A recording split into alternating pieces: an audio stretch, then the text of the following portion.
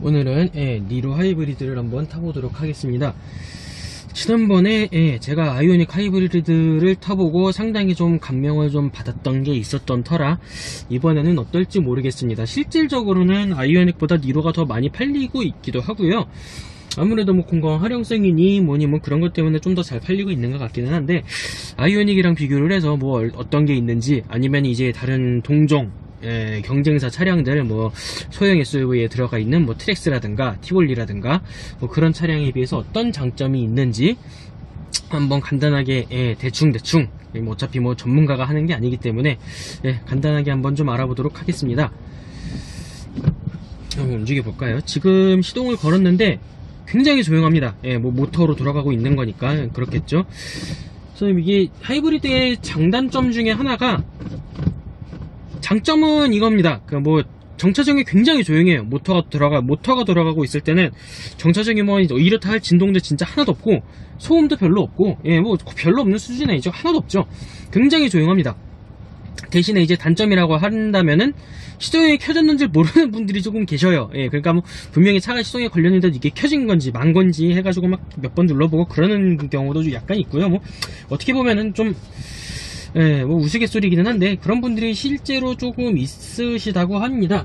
그리고 또 하나의 단점은 이게 순수 전기차가 아니고 하이브리드 차이기 때문에 배터리가 없으면은 엔진이 돌아가요. 엔진이 돌아가는데 그 당시 엔진이 돌아가는 당시에는 다소 가솔린 차량 치고는 조금 센 진동이 들어온다는 점이 있겠습니다. 이제 일단은 한번 좀 움직여 볼게요. 오늘은 코스가 굉장히 좋네요. 덕소에서 시작해서 뭐 양평 두물머리까지 좀 갔다 와 보도록 하겠습니다. 뭐 아시는 분들은 아시겠지만 이쪽 길이 좀 드라이브하기가 되게 좋죠. 한밤중이라 뭐 풍경을 볼 수는 없겠지만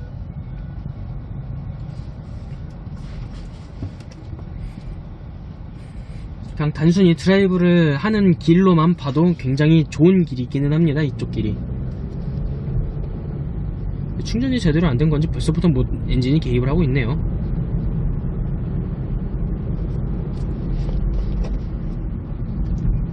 헤드레스 누가 이렇게 올렸어?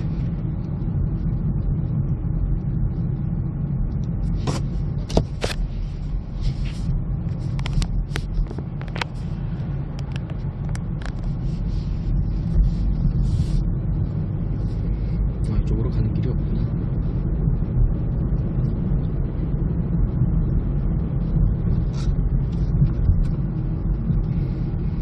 일단 나가는데 앞서서 간단하게 재원을 좀 살펴보자면은, 엔진은 1.6 카파 엔진 들어가 있습니다. 지난번에 스토닉 탈 때도 그 엔진이었지만 뭐 엔진 평가는 사실 굉장히 좋은 엔진이에요. 뭐 저기 뭐냐, 미국에서 뭐라더라? 에코부스트 엔진이랑 같이 뭐 베스트 엔진에도 올라가고 뭐 그랬던 엔진 자체는 사실 평이 굉장히 좋은 엔진 중 하나입니다. 하이브리드이기 때문에 엔진만 달려있는 것은 아니고요. 엔진에 추가로 이제 전기 모터가 달려있죠. 엔진 스펙상 재원이 카파 1.6 GDI 엔진으로 105마력의 출력이 나와요. 그리고 모터 출력이 43마력. 그러니까 합산 출력은 158마력이 되겠죠. 원래 하이브리드 차량은 엔진 마력, 엔진 출력이랑 모터 출력, 그리고 합산 출력을 따로따로 표시를 해 놓습니다. 뭐 합산 출력은 표시를 안 하는 경우도 다소 있던데, 그냥 뭐 더해버리면 되는 거니까 뭐 신경 쓸 필요는 없고요. 일단 니로 자체가 포지셔닝은 소형 SUV 포지셔닝이 되어 있거든요. 다만 이제 실제로 소형 SUV들을, 경쟁사 다른 차들을 타보셨던 분들이라면은 좀 갸우뚱하실 만한 게, 니로가 차급이 사실 걔네들에 비하면 반급 정도는 커요. 작지 않습니다. 걔네들에 비해서. 반급 위라고도 할 수 있는 게, 니로 같은 경우에는 뭐 다른 차들, 그러니까 뭐 예를 들어서 제일 처음으로 시장을 개척했던 뭐 트랙스도 그렇고, 그 다음에 이제 돌풍을 일고 왔던 뭐 QM3도 그렇고, 이제 전체적으로 소형 SUV라는 시장을 제대로 활성화시키기 시작한 티볼리도 그렇고,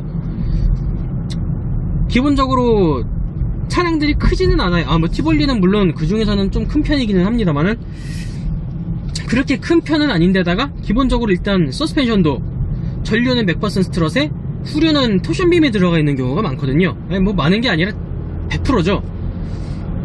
QM3도 토션빔이고 트릭스도 토션빔이고, 예, 티볼리도 2류는 토션빔이죠. 4류는 물론 멀티링크가 들어갑니다만은, 심지어 나중에 나온 코나 그리고 스토닉까지도 후륜은 토션빔이 들어갑니다. 이거는 사실 뭐 깔만한 요소가 아닌게, 준준형 차량들도 대부분 다 같은 서스펜션이에요. 예, 아반떼도 그렇고 K3도 그렇고 뭐 SM3 뭐, 예, 다른 거 다 그래요.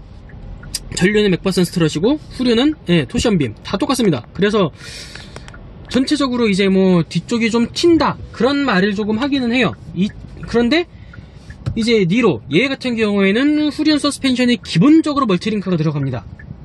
이제 뭐 아시는 분들은 아시겠지만은 멀티링크의 단가 자체가 토션빔보다는 많이 좀, 예, 세죠. 그래서 뭐 원가 절감을 하고자 토션빔을 사용을 하고 있는 거고요. 뭐 혹자는 뭐 토션빔도 나름의 장점이 있다고는 하는데, 토션빔의 장점이라고 해봤자 이제 뭐 뭐랄까, 기본 제조 단가가 저렴하다, 그리고 수리비가 저렴하다. 예, 뭐 구조가 간단하니까요. 뭐 수리하기도 간단하고 정비하기도 간단하고, 그리고 뭐 조향각이 틀어질 일이 좀 드물다, 뭐 이런 정도인데, 사실상 뭐 장점이라고 해봤자 이건 다 좀 뭐랄까, 싸서 생기는 장점이지 토션빔이라는 서스펜션 자체가 좋아서 생기는 장점은 아니에요. 준준형에서 이제, 예, 특이하게 멀티링크가 들어가는 케이스는 i30. 아무래도 좀 고급을 표명하고 나온 차라 그런지 i30는 기본적으로 멀티링크가 들어갑니다. 그리고 아반떼 스포츠, 예, 터보 엔진 들어간 아반떼, 얘도 기본적으로 후륜 서스펜션이 멀티링크가 들어가요. 얘네들을 제외하고는 뭐 전부 토션빔이라고 보셔도 무방합니다. 그리고 소형 SUV들도, 예, 티볼리처럼 뭐 4륜이 들어간다거나, 뭐 코나도 마찬가지죠. 코나도 4륜이 들어가면은 멀티링크가 들어갑니다. 어쨌거나 기본적으로 많이 팔리는 거는 4륜보다는 2륜이기 때문에 이 차들도 대부분, 예, 다 저기 토션빔이라고 봐야 하죠. 그러다 보니까 뒤쪽 승차감이 좀 많이 안 좋아요, 사실은. SUV에서 다른 SUV들을 보자면은 뭐 투싼도 그렇고 스포티지도 그렇고 뭐 아니면 코란도 C라든지 뭐 그런 차들도 대부분, 예, 그러니까 뭐 소형 SUV라는 급에서 한 급이라도 위로 올라가면 얘네들은 전부 다 뒤쪽이 기본적으로 멀티링크가 들어갑니다. 세단보다도 SUV 쪽이 뒤쪽이 좀 많이 튀는 경향이 있기 때문에 멀티링크를 넣는 게 사실, 예, 사용자 입장에선 좋아요. 그런데 이제 뭐 소형 SUV는 단가 문제 때문에 뭐, 예, 토션빔이 들어갔겠지만, 그런데 그 와중에 얘는 유일하게 소형 SUV라는 세그먼트 안에서 아무것도 없이, 추가 옵션 없이 기본적으로 후륜 서스펜션에 멀티링크가 들어가요. 그렇기 때문에 뭐 기본적으로 차 크기도 크기지만은 뭐 그런 점도 있어서 사실 얘를 다른 소형 SUV들이랑 같은 급에 놓기에는 조금 애매합니다. 사실 제 개인적으로는. 네, 뭐 제조사에서 어차피 그쪽으로 밀고 있기 때문에 그거는 맞는 얘기겠지만은 그냥 제 개인적으로는 그래요. 얘는 뭐 저기 트렉스나 뭐 QM3나 코나나 이런 애들이랑 같은 선상에 놓기에는 좀 반급 위로 봐야 되지 않나 하는 생각이 조금 들고 있습니다. 그리고 이거는 지난번에 아이오닉을 탈 때도 좀 느꼈던 점인데요. 그러네요. 아이오닉도 준준형인데 그분 준준형인데 뒤쪽에 멀티링크가 들어가죠. 승차감이 상당히 좋습니다, 아이오닉도. 그런데 이제 아이오닉도 그렇고 얘도 그렇고 하이브리드 차량이다 보니까 배터리가 들어가죠. 배터리가 들어가 있는 위치 자체가 무게중심이 상당히 괜찮다 그러더라고요. 뭐 아이오닉도 그렇고 얘도 그렇고 약간 좀 후방 쪽에 위치해 있는 모양인데, 그래서 그런지 뭐 무게 밸런스도 잘 맞고, 예, 아마 아이오닉도 그렇고 얘도 그렇고 멀티링크가 들어간 이유도 사실 그거라고 짐작은 하고 있는데, 뭐 제조사가 아니니까 이건 뭐 확실하게 할 말은 아니고요. 배터리 무게 때문에 멀티링크가 들어간다는 얘기도 사실은 있었어요. 뭐 진실은 모르겠지만 여튼 그래서 멀티링크도 멀티링크고 무게중심도 잘 잡혀있고, 그렇다 보니까 차가 좀 굉장히 승차감도 좋아요. 승차감도 좋고, 예, 물론 이건 지금 아이오닉 얘기입니다. 얘는 지금 타고 있으니까 나중에 판단해야 될 거고요. 예, 무게중심도 잘 잡혀있어서 승차감도 굉장히 좋고 커브도 잘 돌아요, 생각보다. 예, 무게중심이 좋으니까 뭐 커브를 잘 돌 수밖에 없겠죠.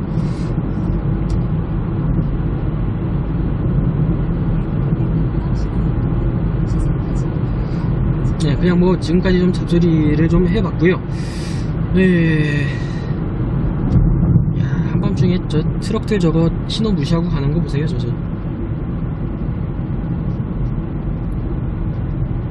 얘는 또 지금 좌회전 신호 떴다가 왼쪽 길로 단속 안 찍히려고 넘어가다가 신호 바뀌니까 다시 또 제자리로 왔죠.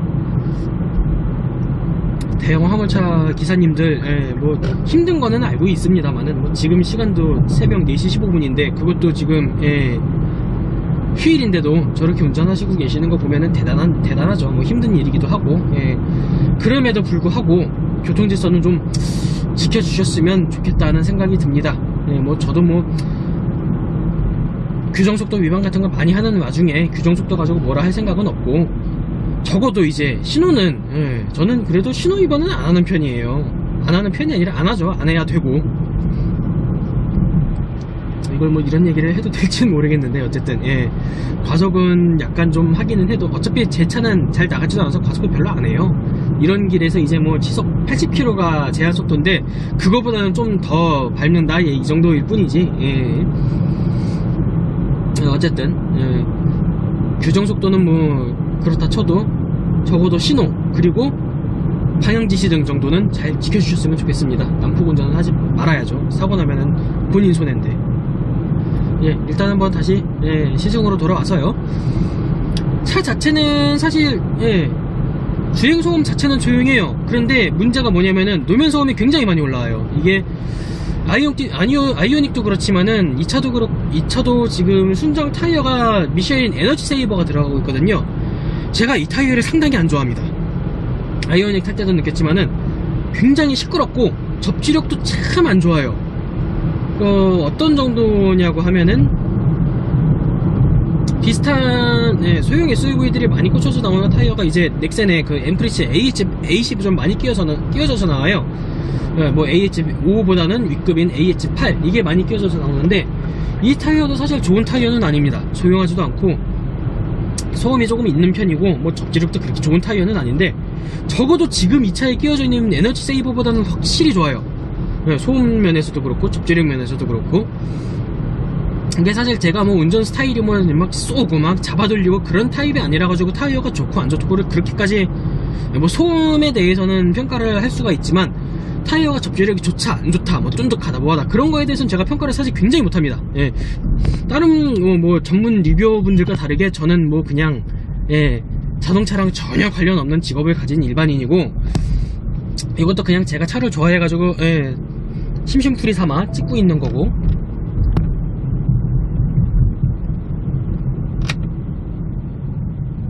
그렇다 보니까 뭐 험하게 운전하는 편도 아니고요. 어디까지나 저는 정말 일반인의 관점에서 타보고 평가를 내리는 그 정도 수준밖에 안 돼요. 그래서 제 사실 뭐 타이어가 뭐 좋다 안 좋다 뭐 접지력이 좋다 안 좋다 코너링이 좋다 안 좋다 그런 핸들링이 좋네 뭐 어쩌네 그런 거는 사실 제가 어떻게 얘기를 못 드립니다. 사실 뭐 굳이 이런 무명의 듣보잡 동영상까지 시청하시는 분들이 보시기에는 뭐 니는 그냥 아는 게 뭐라서 이런 걸 찍냐 하시겠지만은 저는 어쨌든 그래요. 좀 뭐 격하게 타면서 차량을 평가하고 그런 거는 못합니다. 그런 와중에도 이제 이 타이어가 안 좋다는 거를 제가 좀 느낀 게 뭐였냐면은 제가 이전에 뭐 LF 소나타도 그렇고 뭐 K5도 그렇고 뭐 아반떼 AD에 뭐 아이오닉에 뭐 이런 거 저런 거를 타보면서 제가 좀 자주 다니는 코스가 조금 있어요. 뭐 지금 코스는 제가 좋아하는 코스이긴 하지만 사실 시승하면서는 처음으로 와보는 코스고 제가 평소에 자주 다니는 코스가 있습니다. 뭐 외곽순환 고속도로 태계원 IC에서 시작해서 저기 아래 남양주 IC 거기까지 내려갔다가 돌려서 다시 돌아와서 뭐 저기 태계원 IC로 다시 나와가지고 저 뭐 어디냐 거기 전 쭉 올라가서 진접 근처까지 갔다가 다시 돌아오는 그런 코스를 제가 좀 많이 갔다 왔는데 어차피 다들 뭐 고속도로 진입로 진출로 커브들이 다 그만그만 하잖아요. 그런데 이제 태견 IC에서 들어가는 진입로가 조금 긴 편이고 커브도 약간 있는 편이기는 해요. 그런데 아까도 말씀드렸지만 저는 뭐 때려 밟고 뭐 잡아 돌리고 그런 스타일이 아닙니다. 그렇다 보니까 뭐 빠르게 달려봤자 진출입로에서는 뭐 기껏해야 60 정도? 뭐 많이 밟아야 70? 그 정도밖에 안 밟아요. 사실 뭐 좁아라 가지고 뭐 그렇게까지 커브 돌지도 못하고.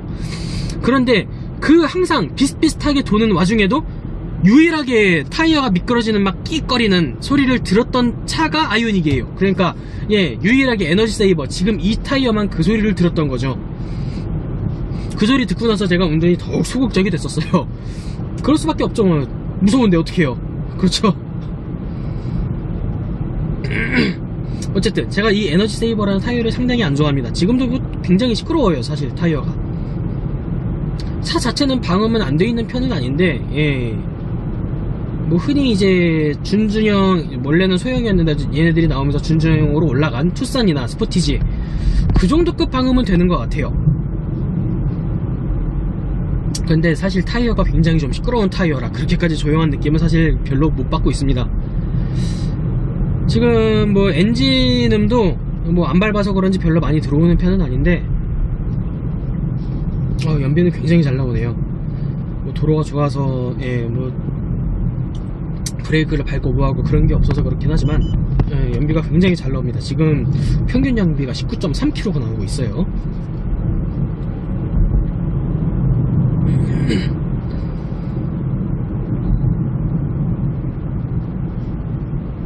여기가 해 떠있을 때 오면 굉장히 좋은 드라이브 코스인데, 네, 뭐 한밤중에 와서 보니까 좀 으스스하네요 사실.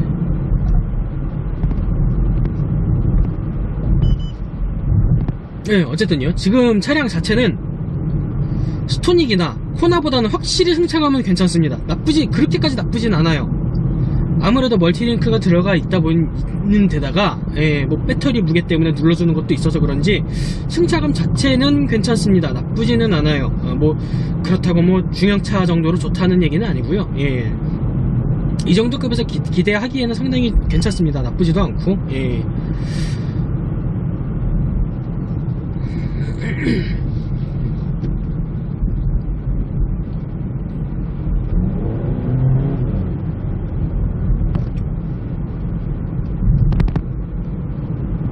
지난번에 타본 스토닉 같은 경우에는 엔진음 유입도 상당히 좀 심했는데, 이 차의 경우는 오히려 엔진음 유입도 조금 적네요. 예, 많이 좀 억제가 된 그런 모양입니다. 그리고 아이오닉보다 확실히 조용해요. 물론 제가 탔던 아이오닉이 뭐 완전 이 차만큼, 예, 지금 이 차 373km밖에 안 달린 완전 신차입니다. 예, 어쨌든 이 차만큼 신차급이 아니었기 때문에 비교가, 예, 뭐 공정한지는 사실 모르겠는데, 제가 타본 아이오닉은 상당히 많이 시끄러웠어요. 노면 소음도 지금 이 차보다 훨씬 심했고, 노면 소음도 심했고, 엔진음 유입도 심했고, 제가 아이오닉을 상당히 시끄러운 차로 기억하는 이유 중 하나가 외부 소음이 별로 차단이 좀 안 되는 편이었거든요. 그러니까 이제 그 당시에도 뭐 새벽 2시, 3시 그때 차를 타러 나왔었는데, 아이오닉을 이제 시동을 걸고 나와서 사거리에서 신호를 받고 서 있는데, 옆에 이제 여학생들이 셋이 지나가더라고요. 네, 뭐 여학생인지 뭐 여대생인지 뭐 그런 것까지는 모르겠고, 어쨌든 예, 여성분 세 분이 지나가면서 이제 뭐 특유의 대화를 하시면서 가시는데, 거짓말 안 하고 대화 내용이 다 들려요. 거리가 한 15m, 20m 되는데. 그 정도로 방음이 굉장히 안 좋았던 기억이 있어요, 제가 아이오닉이. 그렇다 보니까 그 방음을 생각하고 지금 이 차를 타봤는데, 예, 아이오닉에 비하면 상당히 괜찮습니다. 나쁘지 않네요.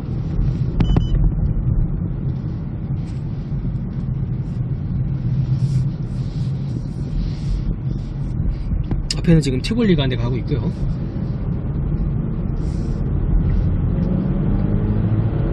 트렁크에 엠블럼이 붙어있는 거 보니까 디젤인 것 같네요.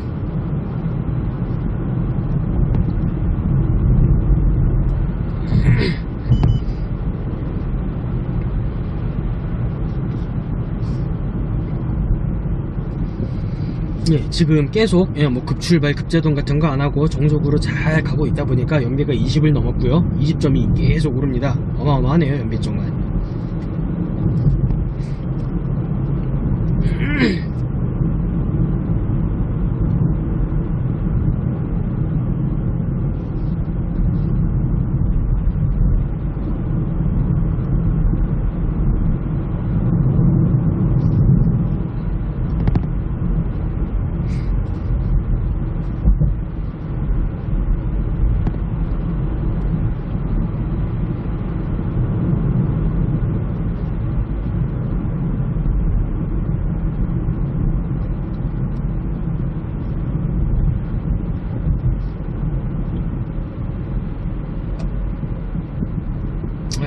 부평 가는 길 뭐 한적한 시골 동네죠.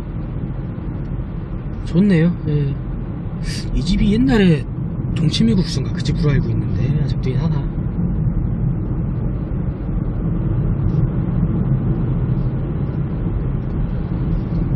이 시간에도 도로에 저 같은 이상한 놈 말고 일반 차들이 그것도 이 도로를 다니고 있다는 게 사실 어떻게 보면 좀 신기하네요.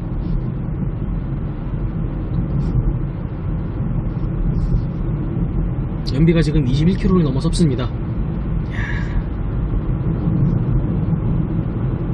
제 차이 거의 3배가 나오네요. 3배. 이야, 디젤 차인데도 8km 겨우 나오는데.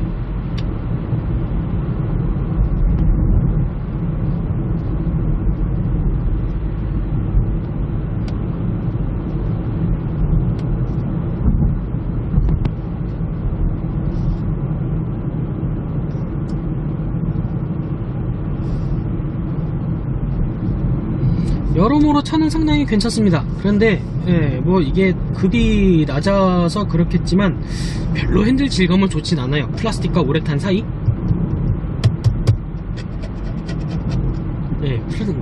플라스틱에 가깝죠 오히려. 그리고 핸들 자체가 약간 좀 작네요.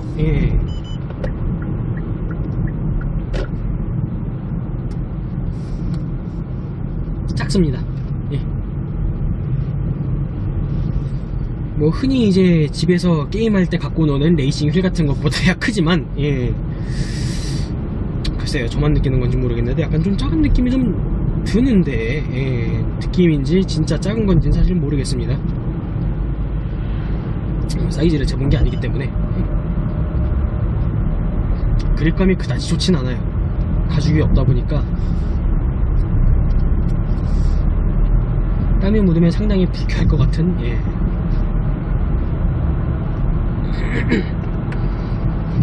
일단 컵홀더는 또 2개 들어있고요. 그린카가 내비를 달아주는 게 굉장히 시원시원하고 좋네요. 이거 뭐 순정이 아니거든요. 밑에 지금 줄도 올라가 있고 아마 네이버 내비 같은데 이거 엄청 시원시원하고 화면이 큼직큼직한 게 보기 좋습니다.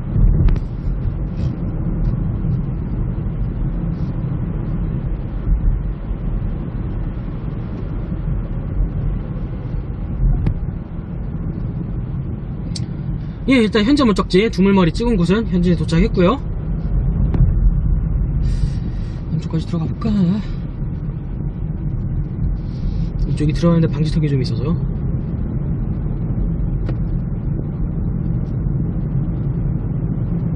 야, 여기도 도큐가 들어가 있네요. 두물머리 바로 앞에. 이제 현대차 그룹은 AS 가지고는 절대 갈 수가 없어요. 사실 요즘 차도 괜찮아서 뭐. 지난번에 코나 타면서 찍었던 동영상에서 했던 얘기가 있지만은 우리나라에서 지금 뭐 사실 제가 그렇게 현대차를 좋아하는 편은 아니지만 뭐 남이 차를 산다 그러면은 현대차밖에 추천해줄 게 없어요. 뭘 타라 그럴 겁니까?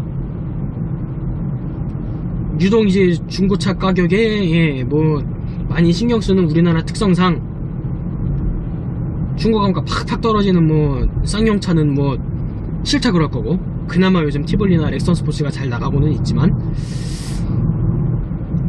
티볼리 같은 경우는 의외로 또 중고 방어도 좀 되긴 되더라고요. 몰랐는데.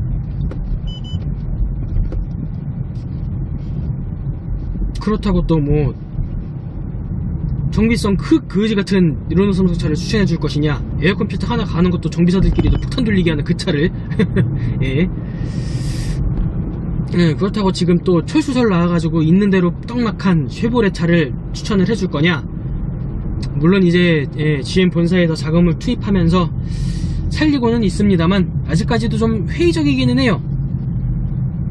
그나마 사실 현대랑 기아를 제외하면은 지금 적극적으로 차를 팔고 살아남으려고 하는 기업은 쌍용밖에 없는 게 사실이긴 하죠. 뭐 티볼리도 지금 매번 뭐 할 때마다 상품성 개선해서 새로운 게 튀어나오고 있고, 이번에도 무슨 뭐 기어2인가? 뭐 그게 나왔죠. 그러기도 하고, 일단 뭐 렉스턴 스포츠도 그렇고 가격대가 잘 나오고 있잖아요. 예, 뭐 렉슨 스포츠 그 가격에 그 정도 차면은 뭐 예, 좋죠. 그 반면에 이제 쉐보레의 행보를 보시면 예, 그렇습니다.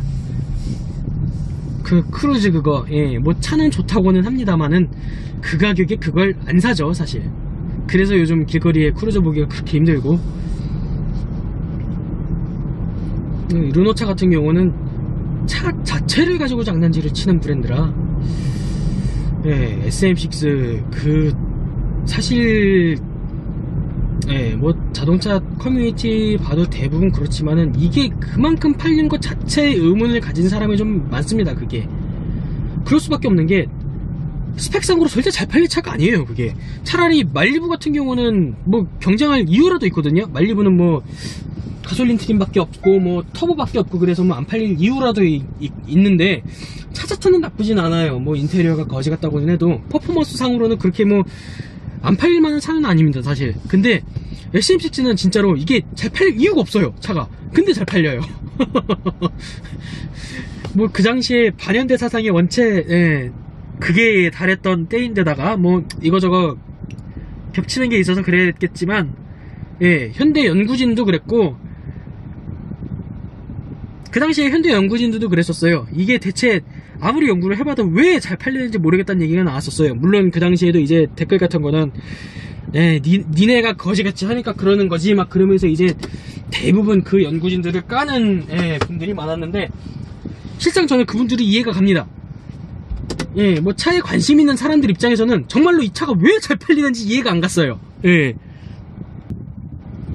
무슨 뭐 예, 보배드림도 그렇고 클리앙도 그렇고 대부분 그래요. 이게 대체 왜 잘 팔리는 거죠? 뭐 그러면서 뭐 오너분들한테는 죄송합니다만은 예, 어쩌다 보니까 이걸 뭐 까는 게 됐네요. 예, 뭐 예, 어쨌거나 예, 현실이 그렇다는 거죠. 지금 또 뭐 판매량이 뚝뚝 떨어지고 있기는 한데 뭐 결함도 많고 뭐 어쩌고 저쩌고 하면서 뭐 떨어지고는 있습니다만은 예, 사실 중형차에 토션빔이 들어간 것도 사상 처음이죠. 예,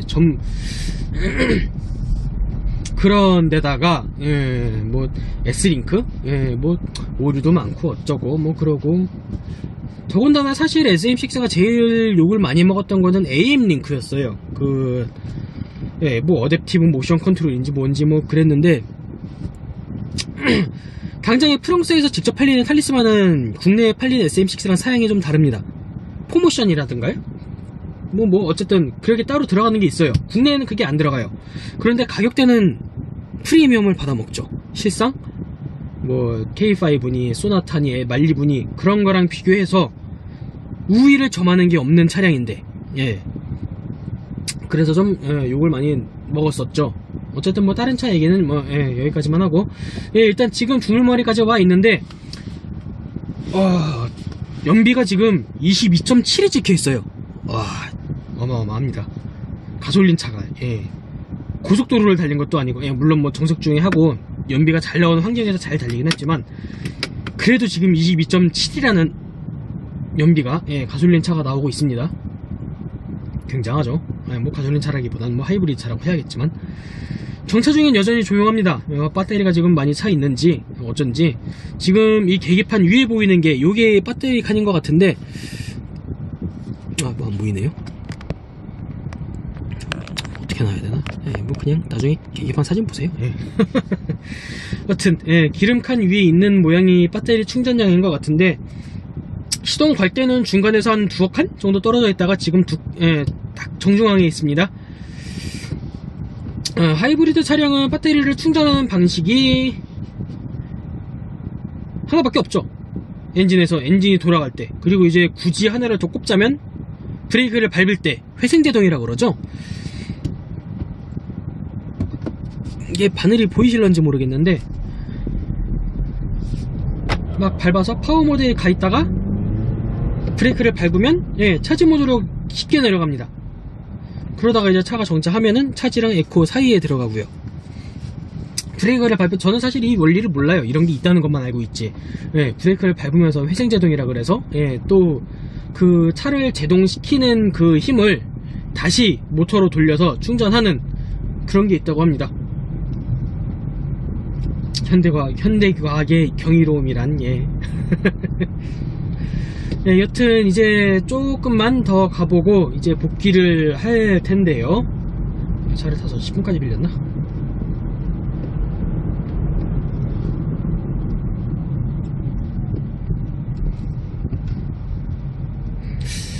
솔직하게 말씀드려서 재미난 차라고는 못하겠어요. 예. 아이고, 저도 뭐 보배드림이니 뭐니 그런데 눈팅하면서 니로 오나님들이 차는 굉장히 만족스러운데 재미가 없다 그러시는 분들이 많았거든요. 그래서 이게 뭐 재미가 없다는 게 무슨 의미일까 하고 있었는데, 사실 아이오닉 타면서는 꽤 재미가 있었어요. 차가 굉장히 잘 나갔어요. 아이오닉은 오히려 제가 아반떼 AD를 탔던 것보다 훨씬 잘 나갔어요. 그래서 뭐 이거는 차가 그래도 뭐 꽤 재밌게 탈 수 있겠는데 했는데, 지금 니로는 이 차는 타다 보니까 뭐 아직 안 밟아봐서 그런지 몰라도 확실히 재미가 없어요. 물론 저는 평소에 운전 재미라는 거를 따지는 사람들을 별로 좋아하지 않습니다. 그 운전 재미 하는 사람들 치고 얌전하게 운전하는 사람이 드물기 때문에 제가 이런 소리 할 줄은 몰랐는데, 저는 평소에 운전 재미를 추구하는 사람들을 그렇게 좋아하지는 않아요. 사실 저 자체도 그렇게 뭐 운전 재미를 따지는 사람도 아니고요. 뭐 아까도 말씀드렸다시피 제가 뭐 때려밟고 뭐하고 그런 사람이 아니니까요. 운전 재미니 뭐니 그런 걸 사실 잘 모르는 사람인데, 그 중에서 이 차는 유독 재미가 없습니다. 정말. 아니 이게 그럴 수밖에 없는 게, 엔진음도 조용하죠. 뭐 물론 노면 소음은 시끄러워서 그렇게까지 조용하다는 느낌은 많이 안 들지만, 엔진음 조용하죠. 잡아 돌릴 수 없죠. 타이어가 비명을 지르니까. 물론 저야 쫄보라서 지금 그렇게 시도를 하고 싶지도 않지만, 그런데다가 이거 뭐 연비 좋게 나오게 하려면은 안 밟게 될 수밖에 없잖아요. 또 안 밟습니다. 그러니까 재미가 없죠. 뭐 달리 재미가 없겠어요?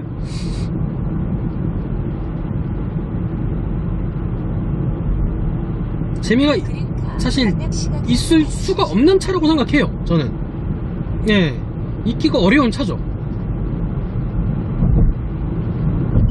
우선 지금 연비는 23에 육박하네요. 연비가 잘 나오는 건 잘 알았으니까 이제 돌아가는 길은 조금 뻥 뚫린 도로로 해서 약간 좀 때려 밟으면서 가보도록 하겠습니다.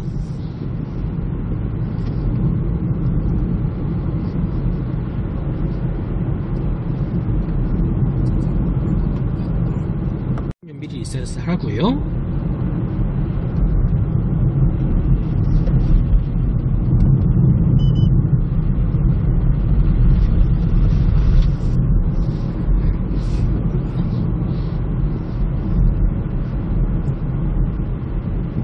자, 멍 뚫린 도로에 올라왔으니 지금부터는 한번 좀 밟아볼게요. 물론 전 안전을 추구합니다. 노면 소음이 굉장히 큽니다. 지금 엔진 소음은 그렇게까지 큰 편은 아닌데 노면 소음이 굉장히 커요. 가속력은 사실 나쁘지 않습니다.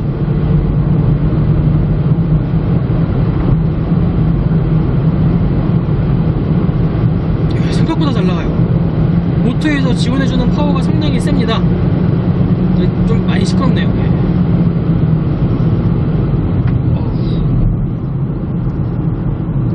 이게 브레이크가 회생 제동이 되는 게 좋긴 한데, 뭐랄까요, 좀 제동을 하는데 직진으로 제동이 안 되네요. 흔들흔들하면서 제동이 됩니다. 뭐 제가 운전을 못해서 그런 것도 있겠지만, 어쨌든 지금 70km고요. 다시 밟아보면 배터리 충전량이 쭉쭉 떨어지면서요, 속도가 붙는데 상당히 잘 붙습니다.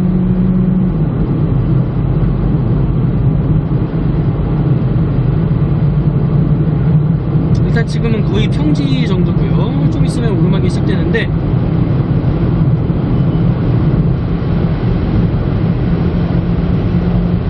상당히 잘 달립니다.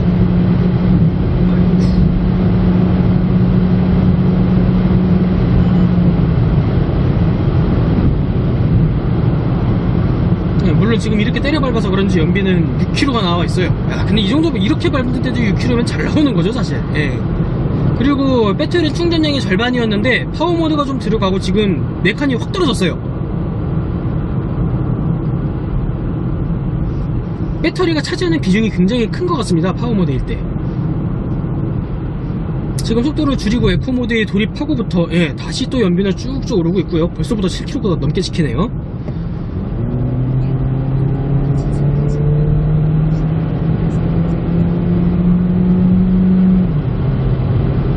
사실 그렇게 듣기 싫은 엔진 소리는 아닙니다. 뭐 소리가 작진 않은데 괜찮아요. 들어줄만 해요. 타이어 소음이 문제죠. 타이어 소음이 지금.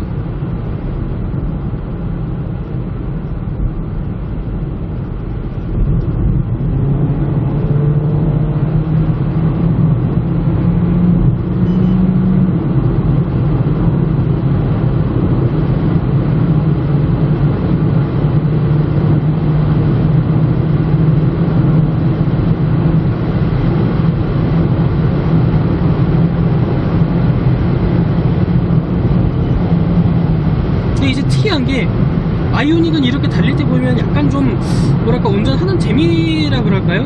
아까 얘기한 그게 조금 있는 편이었는데 이 차는 이상하게 이렇게 밟는데도 정말 재미가 없어요.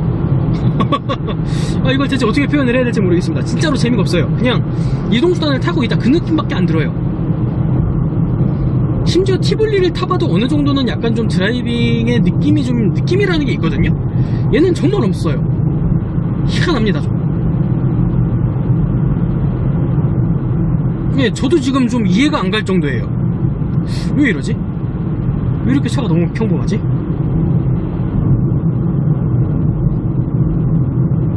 여튼 좀 특이하네요. 감각이 되게 좀 콕 집어 말할 수 없는 그런 감각이 있습니다.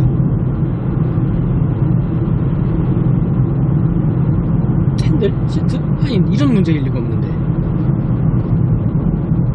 어쨌든 그렇습니다.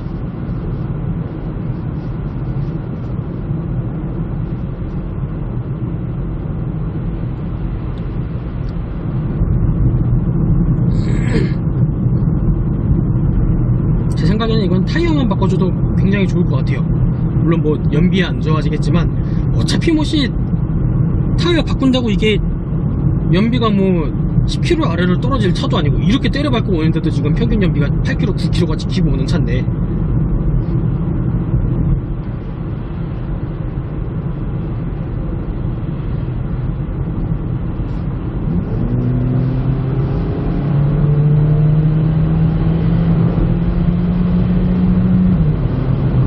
분명히 잘 달리거든요? 잘 나가요. 뭐 코나 디젤이나 티볼리 뭐 코나 디젤은 나름 나가는 편이니까 티볼리 디젤이나 QM3 디젤에 비하면 훨씬 잘 나가요. 근데 그래도 재미가 없어요. 야 이걸 뭐라 그래야 될까 진짜. 신기하네요 진짜로. 지난번에 제가 스토닉에서도 지적한 적이 있긴 한데 이 차도 그렇게까지 뭐냐 이거 백밀러가 크지는 않아요. 그렇게 뭐 시야각이 좋지도 않고 얘도 좀 와이드 미러를 좀 쓰는 편이 좋을 것 같습니다. 물론 스토닉보다는 그래도 훨씬 낫네요.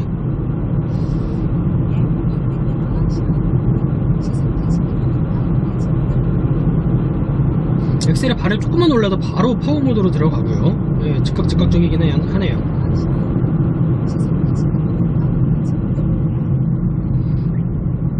브레이크를 밟을 때는 회생제동으로 충전이 되고 저속에서는 아예 모터로만 굴러가고요.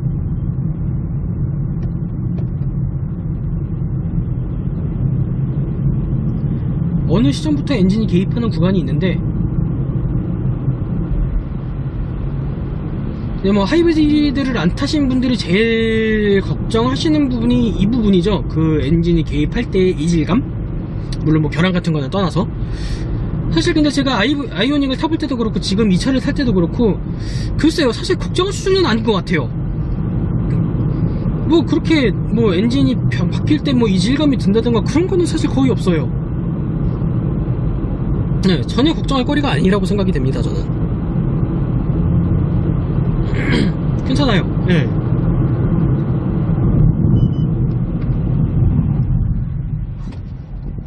지금도 별로 그렇게 심하게 제동한 것도 아닌데 지금 키트 소리가 들리고요.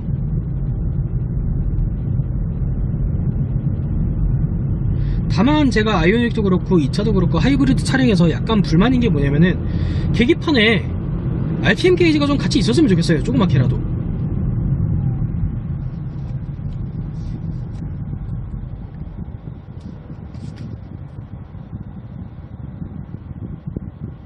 사실 그냥 제 개인적으로는 그렇습니다. 이게 계기판이 보시면 지금 이렇게 생겨 있는데, 아이씨, 제 움직이네.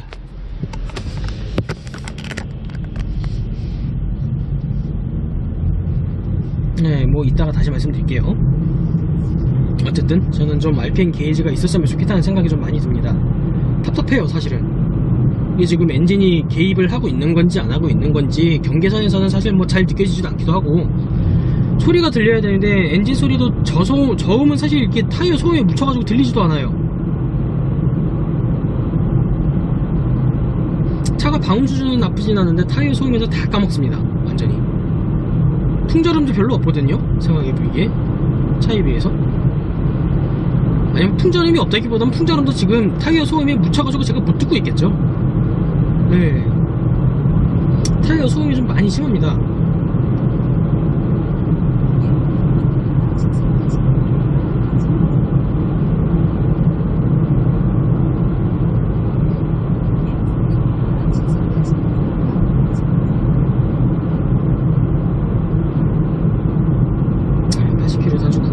속도를 줄이라 하는데 이미 80도 안 밟고 있는데.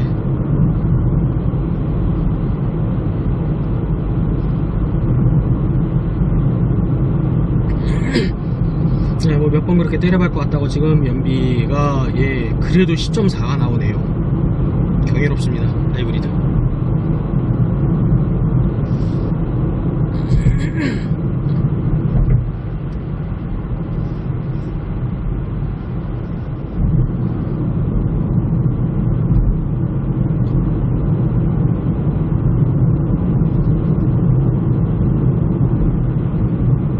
우리나라에서 아직까지 하이브리드의 판매량은 그렇게 많은 편이 아니죠.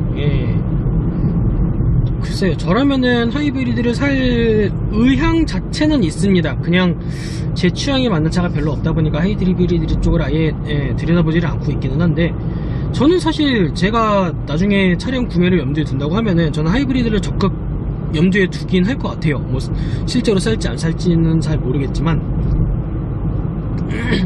제가 타본 하이브리드는 괜찮습니다. 아이오닉도 그렇고 얘도 그렇고 괜찮아요. 뭐 말리부 하이브리드처럼 이제 뭐 인증도 못 받은 하이브리드도 있긴 하지만, 그걸 제외한다면은 뭐 흔히 이제 많은 분들이 걱정하시는 엔진 개입에 대한 이질감, 저는 사실 이거에 대해서는 확실하게 아니라고 단언할 수가 있어요.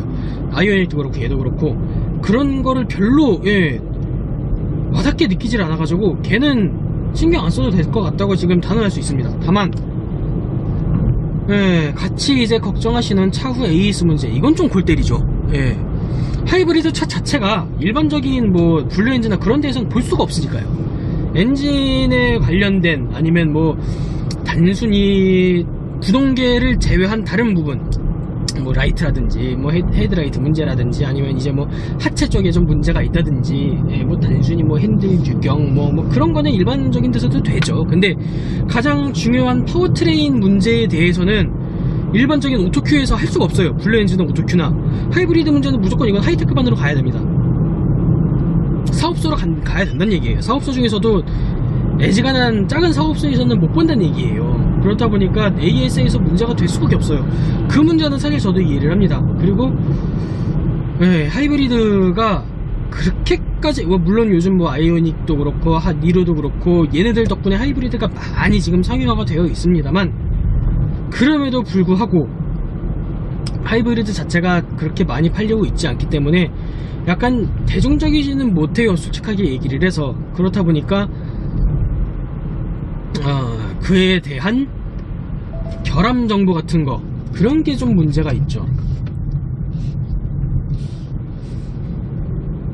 뭐 거창하게 생각할 건 아니고요. 뭐 듣도 보도 못한 결함이 생길 수가 있다는 얘기예요. 하이브리드 특성상. 엔진 문제 같은 경우에는 뭐 요즘 세타2 엔진 뭐 깨지네 뭐네 말은 많아도 뭐 R엔진도 뭐 경유가 들어오네 마네 뭐 말도 많고 하지만 일반적으로 내연기관 엔진 같은 경우에는 어느 정도의 문제점이 발생이 돼도 뭐 예를 들어서 이제 뭐 동호회 내부 사람들끼리만 정보 공유를 해도 어지간하면 그게 해결책이 나오는 편이에요. 예, 나와요. 이게 왜냐하면 그럴 수밖에 없는 게 내연기관은 대부분 거기니까요, 시스템 자체가. 근데 이제 하이브리드는 그게 아니라는 거죠. 엔진이 개입할 때가 있고 모터가 개입할 때가 있고 또 무슨 뭐 바퀴별로 뭐 따로 들어가는 것도 있고 뭐 안 들어가는 것도 복잡해요.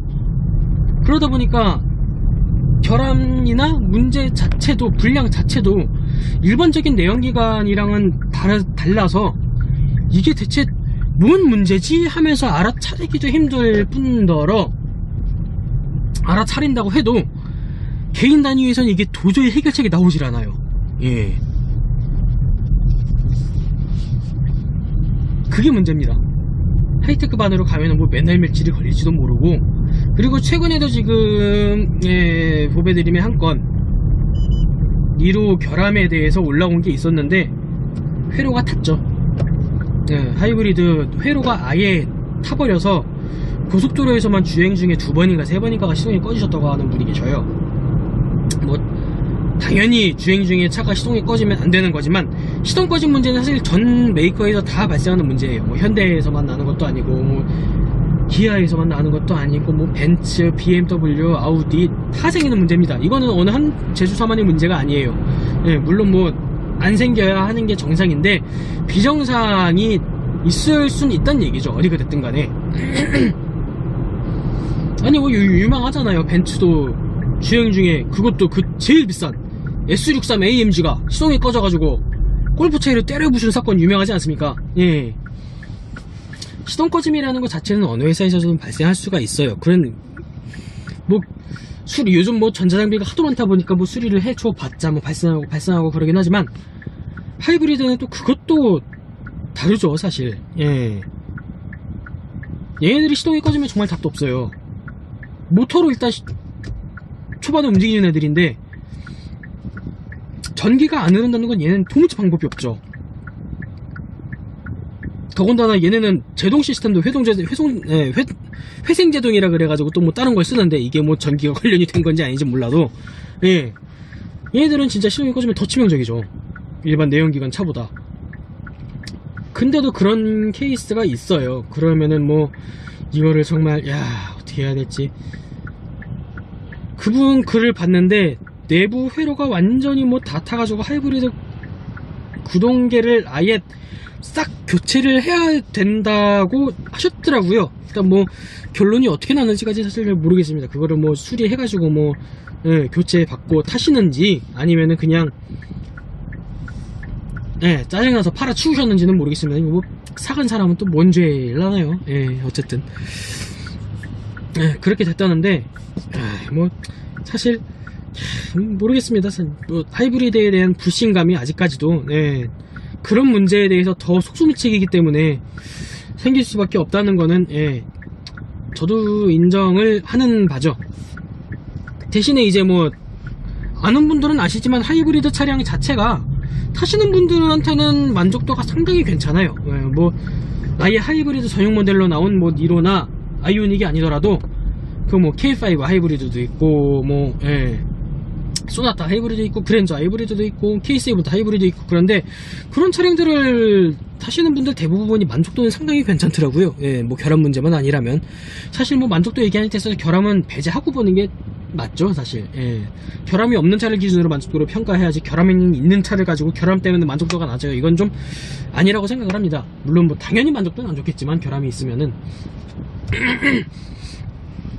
그래서 저는 개인적으로 하이브리드차는 괜찮다고 봐요. 뭐 사실 제 생각에는 미래 차량은 전기차나 하이브리드보다는 수소연료 전지차가 더 좋을 것 같다는 생각은 하고 있는데 뭐 인프라 구성이라든가 뭐 그런 것도 그렇고 뭐 전기차가 주력으로 나가고 있더라고요. 뭐 시대의 흐름에 따라가는 거죠.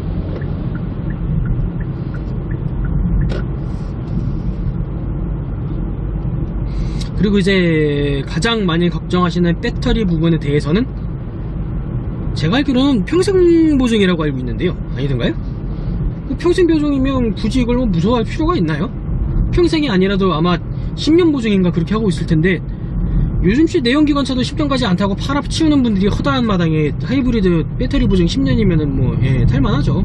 저는 뭐 괜찮다고 봅니다.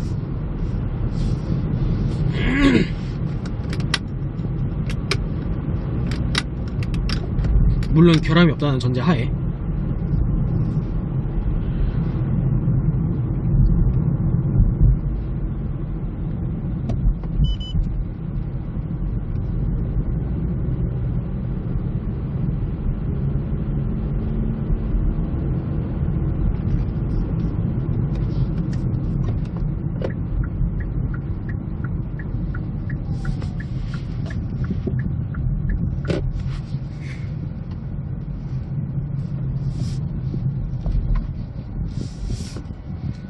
예, 간단하게 갔다 와서 복귀를 했고요.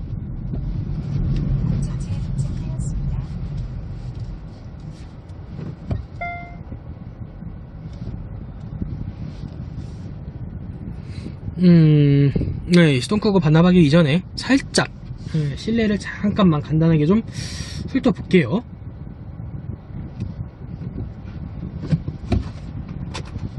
우선 지금 운전석은 제가 운전하기에 별로 불편하지 않을 정도로 충분히 지금 밀어둔 상태입니다.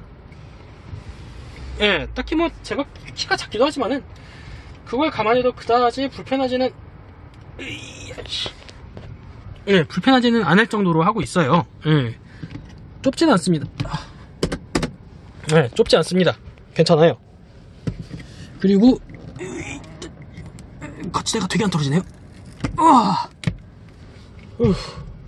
그리고 지금 여기 뭐 가운데 센터 패시아 그냥 뭐 요즘 잘 나오는 기아차 실내입니다. 뭐 레이아웃 자체도 별로 특별할 건 없어요. 저는 개인적으로 현대보다는 기아 쪽 실내가 좋더라고요. 좀 더 뭐랄까 있어 보여요. 되게 좀 깔끔하기도 하고 고급져 보이기도 하고. 일단 뭐 오토 에어컨, 듀얼 에어컨으로 들어가 있고요. 이게 뭐 옵션이 좋은 차일 것 같진 않은데 대부분 그린카 쪽이 소카 쪽보다는 약간 옵션이 좀 좋은 편입니다.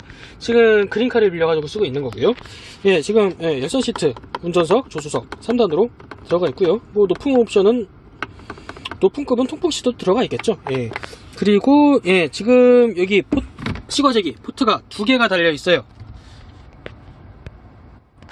이거 동영상은 후레쉬가 안 켜지나? 여기 뭐 보이실지 모르겠는데 가운데 이제 AUX, USB 그리고 여기에 지금 시거잭 하나 있고요. 여기도 시거잭이 하나가 있어요. 2개가 달려 있습니다. 요즘 뭐 차량 대부분 2개씩 달려 있으니까요. 그리고 뭐 가운데 이건 뭐 오디오 별로 특별할 건 없어요. 그리고 글로브 박스 버튼을 눌러서 여는 방식이고요.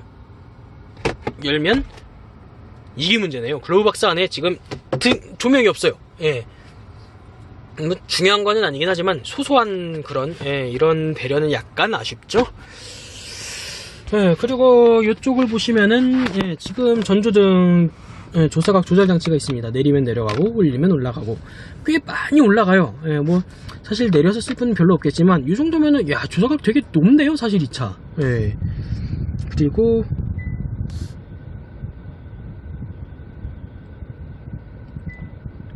뭐 배터리 버튼이 있는데 이건 사실 뭔지 모르겠어요. 이거를 누르니까 지금 여기에 12V 배터리 전원 차단 상태일 경우 이 버튼을 누르면 시동이 가능합니다 라고는 하는데 이건 뭐 제가 잘 모르겠습니다. 그리고 뭐 연료 뚜껑 여는 버튼 있고요. 주유구 버튼 그리고 현대차에서는 VDC라고 얘기를 하죠.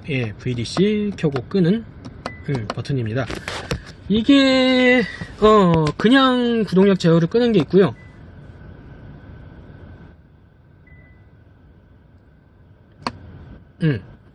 2단계가 있어요. 보시면 이거를 그냥 끄면은 처음엔 이렇게 나와요. 구동계 제어 기능이 해제되었습니다. 그리고 이거를 3초 동안 누르고 있으면 차체 자세 제어 기능이 해제되었습니다 라고 나옵니다. 완벽하게 컨트롤을 안 한다는 얘기죠 이제 차량이. 다만 이거를 끄면은 여러분들이 뭐 운전 잘하시는 분들은 해당 없으시고 저처럼 쫄보거나 운전 못하는 인간들이 이거를 끄고 설치다가는 그대로 차가 돌아서 사고가 나는 광경을 보겠죠. 웬만하면 끄지 마시기 바랍니다. 도어 트림을 보면요, 뭐 미러 접고 펴고, 그리고 뭐 조절하고, 프로토 윈도우는 운전석만 가능하고요. 문 아래짝에 보면은 이게 뭐 보이나 모르겠는데 나중에 사진으로 보시는 게 정확하겠네요. 지금 물컵 두는 장소가 하나 있고요. 그 뒤에 약간 공간이 조금 있습니다. 근데 크진 않네요. 굉장히 작아요, 공간은. 이거 설명서도 여기다가 못 둘 것 같네요. 뭐 문손잡이도 있고. 그리고 뒷좌석을 한번 보면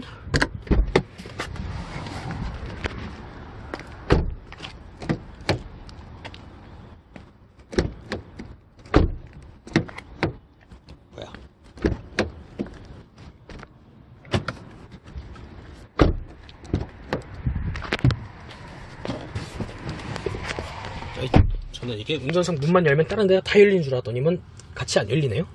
이게 뭐 안전을 생각하면 이게 좋죠. 뒷좌석으로 넘어왔습니다. 운전석이 지금 제가 운전하기 편할 정도로 밀어둔 상태인데, 물론 제 키는 170이 채 안 되는 167짜리 인간도 아닌 종족이지만 그럼에도 불구하고 지금 굉장히 넓습니다. 뭐 손바닥 하나 그냥 들어가고도 남을 정도로 지금 넓어요. 조수석 같은 경우는 뭐 여기도 뭐 충분히 괜찮은데 그 와중에도 지금 뒷자리 상당히 넓습니다. 소형 SUV 중에서는 제일 넓다고 할 수 있어요. 아까도 말씀드렸지만 제가 이걸 소형이라고 할 수 있나 모르겠는데, 그리고 뒷자리 폴딩 가능합니다. 대신에 이게 단차가 이렇게 좀 높낮이 차이가 있어가지고 뭐 요만큼 의자 두께만큼 지금 높낮이 차이가 나요. 평평하지는 않아요. 풀플랫은 아니라서. 글쎄 뭐 차박이 뭐 이 차를 가지고 차박을 신경 쓰는 것도 몇 분 안 계시겠지만 차박하기 좋은 차라고는 못하겠습니다. 트렁크는 좁진 않아요. 넓어요. 이 정도면.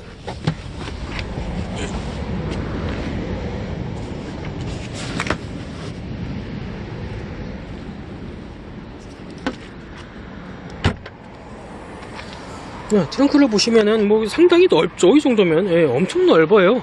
뭐 충분합니다. 굳이 폴딩을 안 해도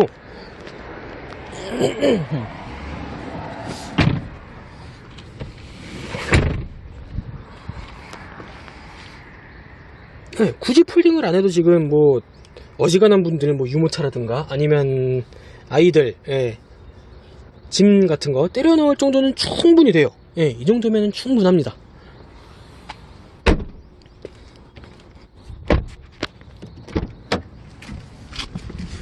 뭐 이것도 사실 제가 애가 없어서 지리짐작 하는 거지만요. 그리고 글로브 박스, 센터 콘솔 박스, 이것도 뭐 안 보일 것 같은데 어두워서 안 보이는데 뭐 깊기는 한데 넓지는 않습니다. 좁아요. 대신은 깊어서 뭐 물통 같은 것도 넣고 담기네요. 뭐 보시면 요물통, 뭐 레모네이드, 선키스트 들어가고 그대로 닫히기까지 합니다. 안 걸려요. 깊습니다. 괜찮네요. 이제 여기는 뭔 칸인지 모르겠는데 아마 풀옵션이 여기 뭐가 들어가겠죠? 그냥 쓰기에는 뭐 동전 같은 거 두기는 좋아 보이네요. 주차권이라든가 그런 거. 일단 오늘 차는 이 정도로 보도록 하겠습니다. 이제 뭐 자세한 거는 뭐 게시글을 다시 올려가지고 뭐 할 테니까, 만약에 이제 뭐 실내가 어두워가지고 뭐 보고 싶었는데 못 본 게 있다 그러신 분들은 게시글을 한번 확인해 보시면 될 것 같습니다. 여기서 마치도록 하겠습니다.